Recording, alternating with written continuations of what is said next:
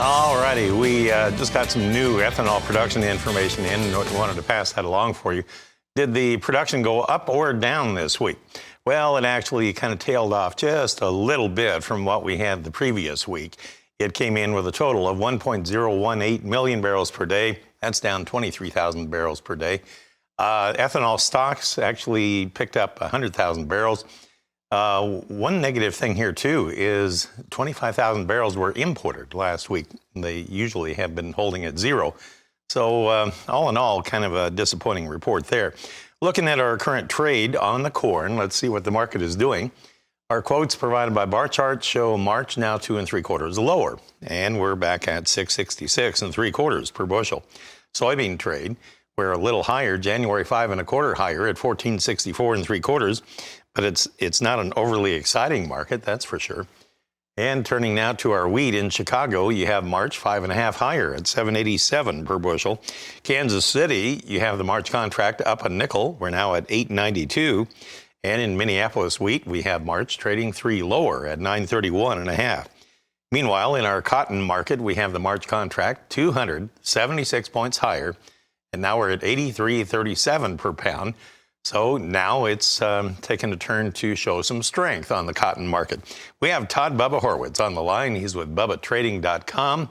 He happens to be in Las Vegas today. And Todd, good to be with you here. You have always been steadfast in your call for grain markets to show some strength as we get later in the year. Are you still holding to that, even though today's trade is kind of slow? I am holding to it like I am holding on to my blanket when I was a baby. I'm not letting it go, Marlon. It's like a broken recording. First of all, there's no volume, there's no liquidity, so it makes the trading of a market much more challenging. But I think you're continuing to see the big banks, the big investing banks, the big funds trying to keep weights on top of these grain markets and on the commodities in general.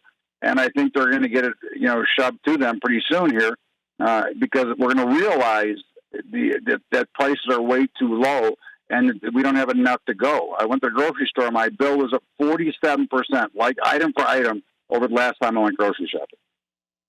Yeah, it's amazing the inflation, how it has impacted everything. What do you say about wheat? A lot of folks say U.S. wheat is still high priced globally compared to other countries. Perhaps just because of the exchange rate to a large extent. But what do you say about that? Well, I think wheat's awfully cheap here. I mean, again, when I look around and I look at the supply around the globe, if you don't have any supply, you can make it as cheap as you want. If you can't buy it at that price, it really doesn't matter, right?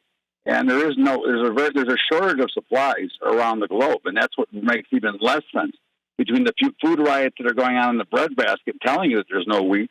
And what we did here, it's amazing that prices continue to fall. It's amazing that we're under $8 in wheat right now. And again, I would think wheat's got a chance to double from here. And a loaf of bread yesterday of the brand names were $5 a loaf right now. I mean, again, they're telling you that prices are going higher. Unfortunately, too many ignore the facts that are right in front of their face.